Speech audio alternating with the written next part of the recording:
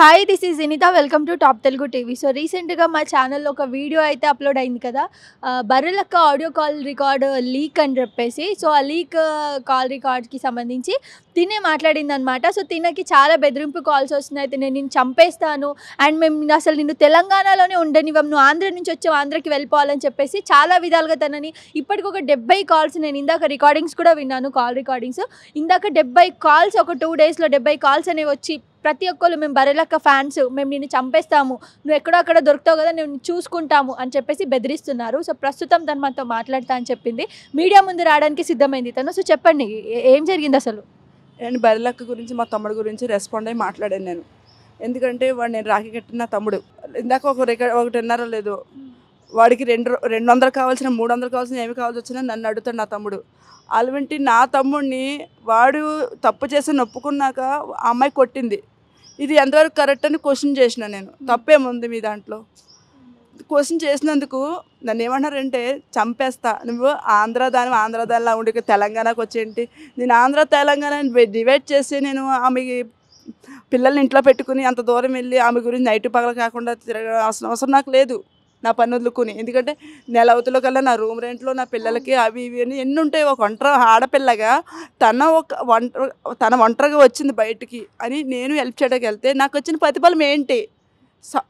బెదిరించుకోవాలా?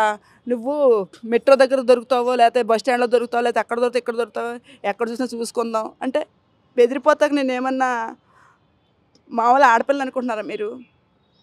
నా సొంత ఉపాధితో నేను వచ్చే అమ్మాయిని బర్రెలెక్క కొత్త ఎలా వచ్చిందో నేను కూడా ఒంటరిగా బతుకుతున్నా, ఒంటరిగా ఇచ్చేస్తున్నా. నన్ను బెదిరిస్తానని కాలు ఇంకా ఆఫ్ చేసుకోండి. నేను ఎవరికి భయపడా, ఈవేళ వస్తే రేపు 2 అర్థం చేసుకోండి. మళ్ళీ ఇంకొకసారి కాల్ రిపీట్ అయితే నేను ఎంతవరకనే వెళ్తా. నేను చదువుకోపోవచ్చు, నేను జీవితాన్ని చదివిన, నా బతికేంటి నాకు తెలుసు. నీ బతికేంటి నువ్వు చూసుకుంటున్నావు కదా, నా బతికేంటి నాకు తెలుసు. మీరు చూసుకోండి. మొగతనం అంటే ఒక ఆడపిల్ల బెదిరిస్తాం కాదు, అర్థమవుతుందా? చంపేస్తారా? చంపేయండి చూద్దాం ఎంతమంది చంపేస్తారు. బర్రెలక్కని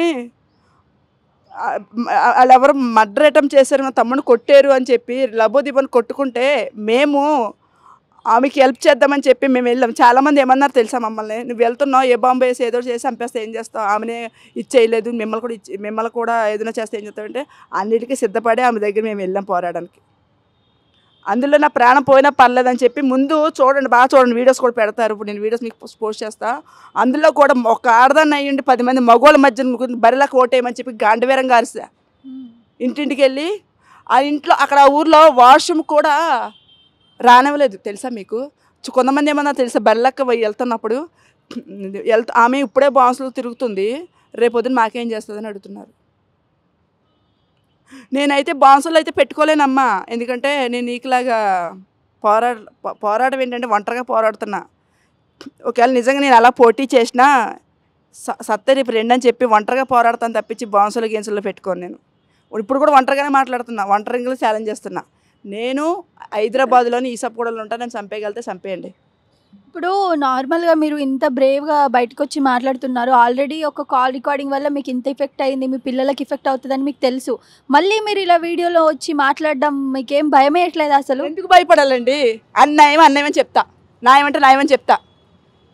ఒక ఆడపిల్లగా మాట్లాడితే తప్పేంది? ఇప్పుడు తన ఆడపిల్ల కాబట్టి కొట్టేసింది, నేను ఆడపిల్లని ఒక ఆడపిల్ల అలా చేస్తే తప్పు కదా అక్క అంటే, తప్పు అన్నప్పుడు కెమెరా ఆఫ్ చేసి కొట్టాలి. నా తమ్ముడిని కెమెరాలో ఆన్లో పెట్టి కొట్టకూడదు. ఆన్లో పెట్టి కొట్టి తెలంగాణ ఆంధ్ర చూస్తున్నా తమ్ముడు ఆమె కూడా సూసైడ్ చేసుకుంటాను అంటుంది. ఆమె సూసైడ్ చేసుకుంటాను అంటుంది, ఈయన సూసైడ్ చేసుకుంటానని ఆల్రెడీ ఉరేసుకున్నాడు కూడా. ఉరేసుకుంటే కాపాడిన రోజులు కూడా ఉన్నాయి. మేము కాపాడే తీసుకొచ్చి కాదు అట్లా ఇలా అని చెప్పాం. ఇప్పుడు వాడు సైలెంట్ ఎందుకు అయ్యాడని చెప్పనా? నేను ఆయన ఆఫ్ చేశా. ఇప్పుడు చెప్పిన దాకా మీకు చెప్పలే, వాడు నేను ఆఫ్ చేశా. ఒక ఆడపిల్ల బయటకు వస్తుంది, గేమ్ చేయొద్దు, వద్దురా, నువ్వు చేసిన తప్పురా, ఆ వీడియో నీకు ఎవరు పెట్టినా కానీ అలా చేయడం తప్పు అంటే ఒక అడుగుతున్నా. మర్చిపోయిన ఆ వీడియో గురించి మాట్లాడుతూ మీ నాన్న మాట్లాడాడు, మీ నాన్న ఏం చేసావమ్మా, నీ గురించి చాలామంది ట్రోల్ చేసి ఇన్ని ట్రోళ్ళు విన్నాను నేను, ఇన్ని ట్రోళ్ళు ఉన్నాయి, ఇన్ని మాట్లాడుతున్నారు, మళ్ళీ వాళ్ళందరూ వెళ్ళి కొట్టుకుంటా పోతావా? సలీమా రెడ్డి ఉంది కదా మన వైఎస్ జగన్మోహన్ చెల్లి, ఆమె ఎలా ఉంది?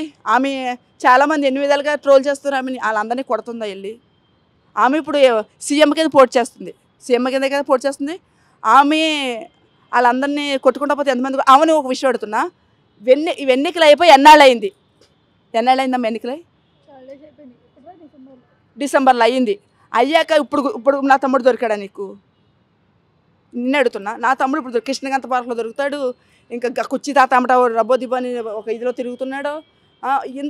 ఇక్కడ వీళ్ళందరినీ పట్టుకోలేను. దాంట్లో కొల్లాపూర్ నుంచి నేను అత్తకు 3 గంటలన్నర పట్టినట్టుందండి. ఆమె అలా గంటల వచ్చేసింది. అంటే ప్లాన్ ప్రకారంగా ఆ మీడియా వాళ్ళ మీద కూడా వేయొచ్చు, కానీ ఎందుకు ఊరుకుంటున్నామంటే మళ్ళీ ఇది పెడితే ఆ అమ్మాయి మీదకి వస్తుంది. ఆ అమ్మాయి మళ్ళీ ఎంపీటీసీగా పోటీ చేస్తుంది. కానీ నీకు ఉండవలసిన ఏంటి? సహనం ఉండాలమ్మా. సహనం లేకపోతే నేను నెగ్గలేం. లబ్బోదీపాన్ని కొట్టి బల్లగొట్టే ఏమన్నా ఏదో షో చేసిందంట కదా, ఏం షో అది?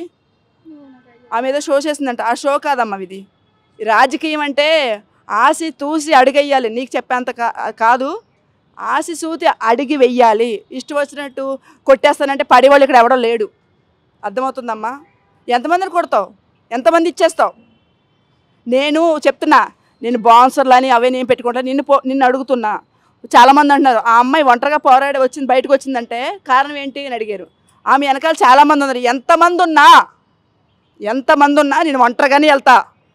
ఎంతమంది ఉన్నా నేను ఇక్కడే ఈ సభగూడలో ఉంటా. నేను చంపేసుకోవచ్చు.